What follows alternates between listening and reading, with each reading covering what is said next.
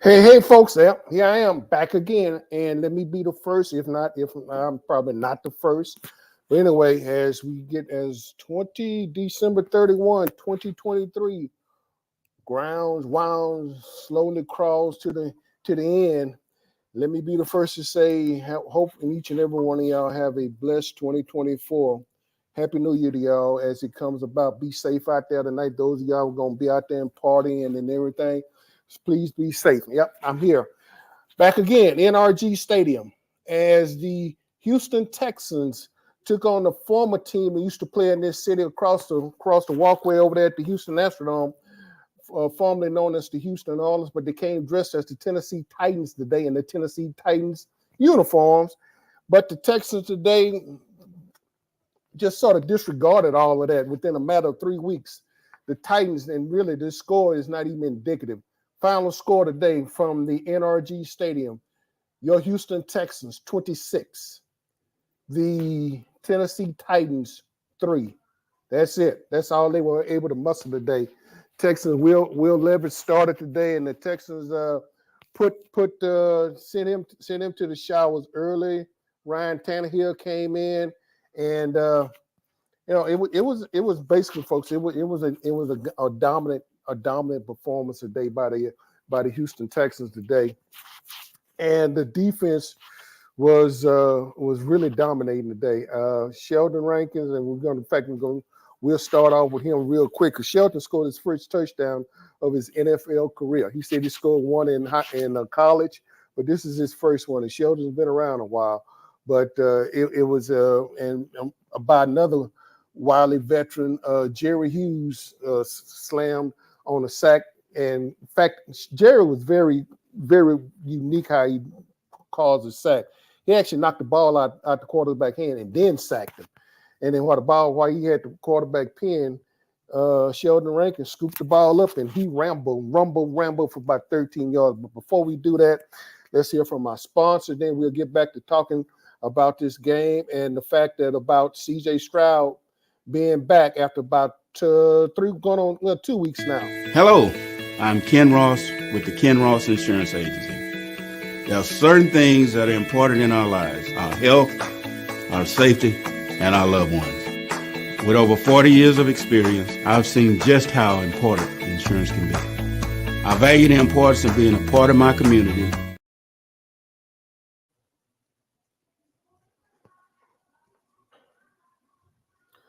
I'll try this one again, please. Hello. There we go.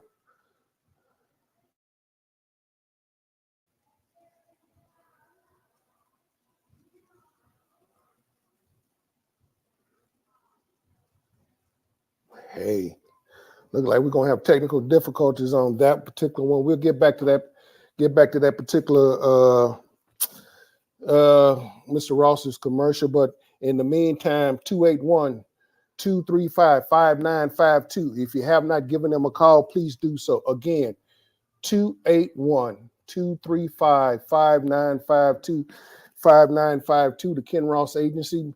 It's been my agency of choice for a long time. And just because we're having a little technical difficulties, last week it played good, but for some reason we're having a little technical difficulties. I'm Ken Ross with the Ken Ross Insurance Agency. There are certain things that are important in our lives: our health, our safety, and our loved ones.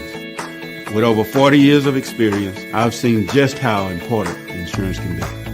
I value the importance of being a part of my community and being there when they need me. Insurance is important everywhere, but being here in South Texas, it is absolutely essential. From flood, home, auto, and life insurance, let the Ken Ross Agency be your agency of choice.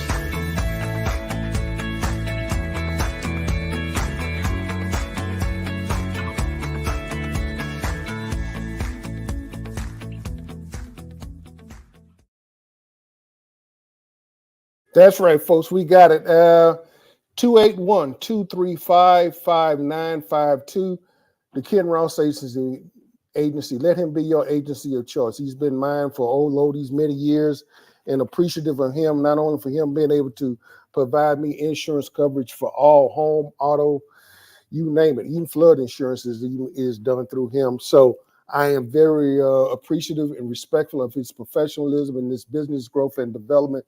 In fact, his agency was in the whole State Farm network this past year, and kudos to him and thank him and that whole entire and outstanding agency that he runs. So again, we thank you and thank Ken Ross. Again, 281-235-5952. Let the Ken Ross Agency be your agency of choice. Again, back to the game today. The Houston Texans dominated the Tennessee Titans today. Titans was only able to scratch out a field goal today. And, I don't get into a whole lot of stats situation, but the thing that was dominant today was the fact that Texans, and they had this was another 6-sack game today. Between these two games, the Texans had about 13 sacks. And not only that, but quarterback hits. They had at least 12 quarterback hits today. So if they didn't get the sack, they were actually hitting the quarterback. And Will Anderson Jr. was back, and he gutted it up today. Got back out on the field and had back-to-back sacks in his young and industrial career.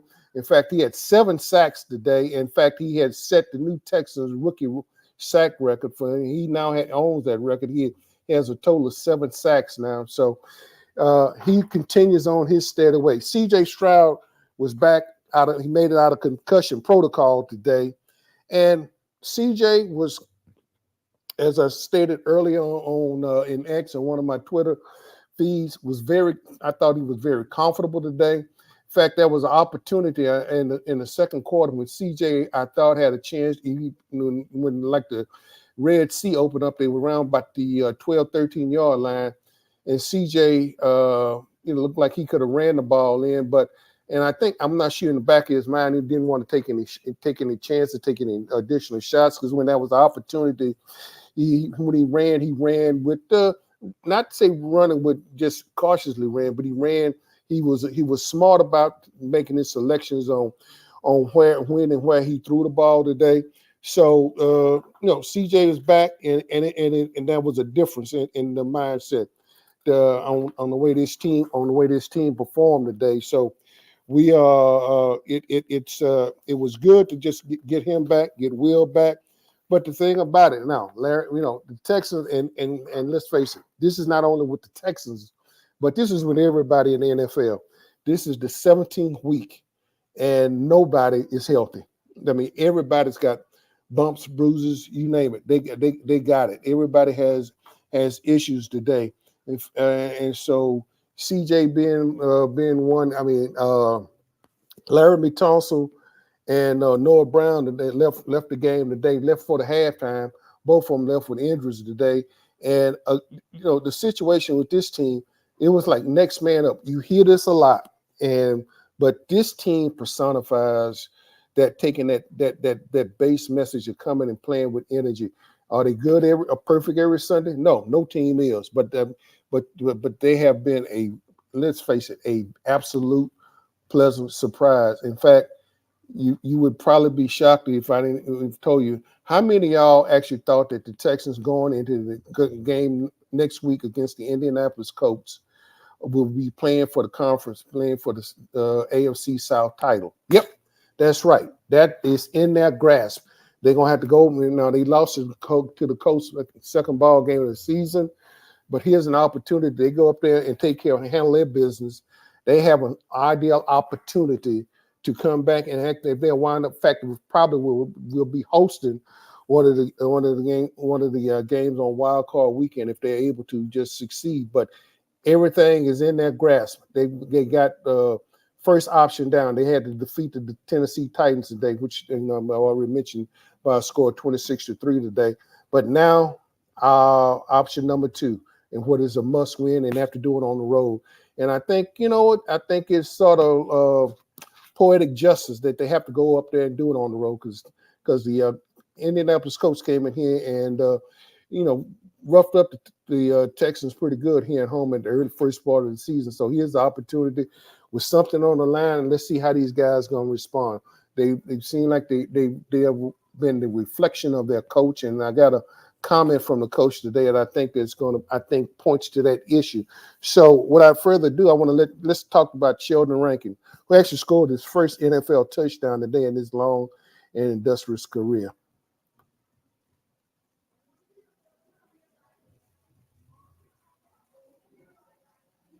Like this, how many you've had in your career? First one in the league. I scored my senior year, college, fumble return for a touchdown. But first one in the league. So yeah, no, that was as D lineman, you don't necessarily prepare for those. I mean, you prepare for them, but like you just never really think they're gonna be there. So. You know, just happened to be rushing, you know, won my rush, you know, thought I was going to get there for the sack, and then Jerry comes out of nowhere.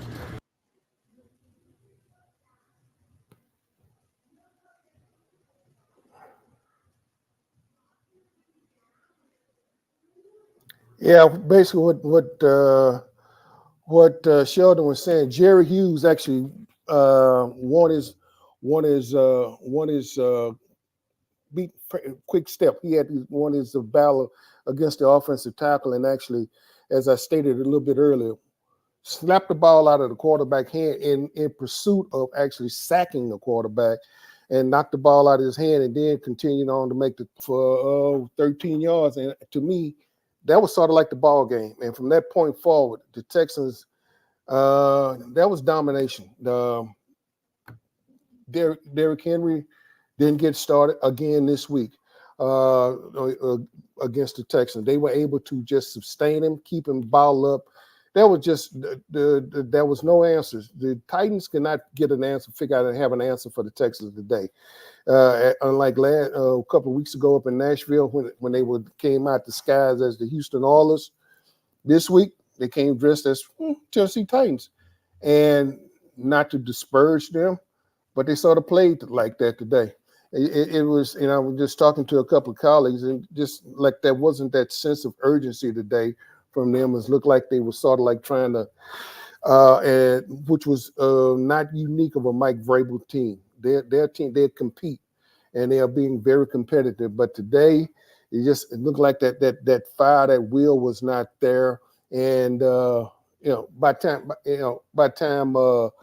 time they got to the end of the third quarter, it was like they wanted to wave the red flag, because the third quarter ended about a little bit after 2:00 Central Standard Time, and I sort of looked around and going like, man, this game's gonna get over quick, which it did. It got over pretty quick. It was a fast game today. Not a whole lot of passing, but it was more running, and it was passing as needed. So anyway, that was a situation that I thought was a must for the Texans today. As I mentioned earlier, they are, the Texans were able to maintain today. Trying to get to the final stats here, and just to get some other quick highlights, in particular about C.J. Stroud and his play today. But it was something to, you have to sort of take your hat off to this ball club, folks, and the way they've answered the bell, and the way they've continued to compete. And so it was interesting. I know the question was put to D'Amico Ryans, and about how this team has rallied around his message and how they respond to it.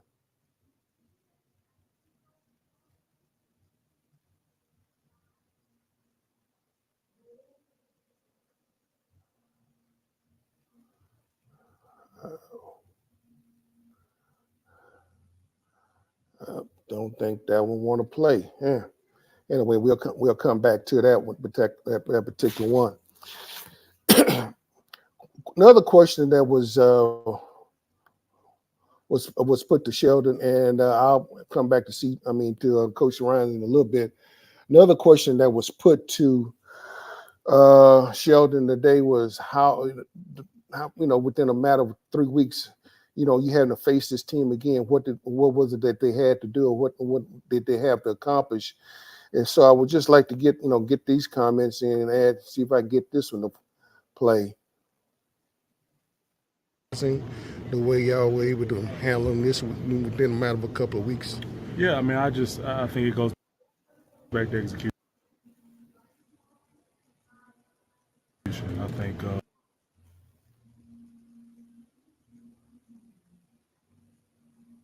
the plan put in place.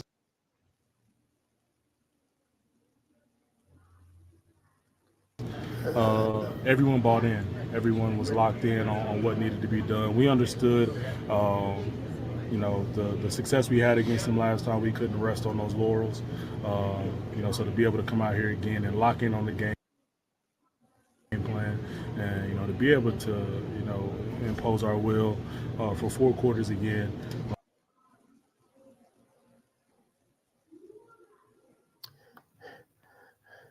Yep, that was basically what Sheldon was saying was, and I asked him, I said, basically the gist of my question to him was did y'all feel like that it was going to be that easy? He said, the plan that they had in place, they came out and really they took control of the line of scrimmage, and that's, I know you hear those are cliche terms.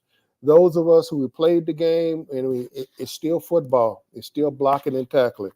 And if you can control the line of scrimmage, and that's what the Houston Texans done today, they literally controlled the line of scrimmage today, and just pretty much any and everything. There was the Tennessee Titans did not have an answer from an offensive perspective on the Houston Texans, and so the Texans defense basically, as Sheldon Rankins said, they imposed their will today on the Tennessee Titans, and like I say, and it's hard. And I specifically asked that question: how hard is that to come back to a team that you just faced with no matter a couple of weeks ago, and to come back and do it again? And because I be quite candid with you, I was expecting a totally different game today, particularly out of the Tennessee Titans. I thought that they were going to come in here, because even though they had a sub 500 record, I knew that Vrabel, because he spent his time here as a D coordinator and gone over to Tennessee, I felt like that they were going to go ahead and just probably go in and just see if they could,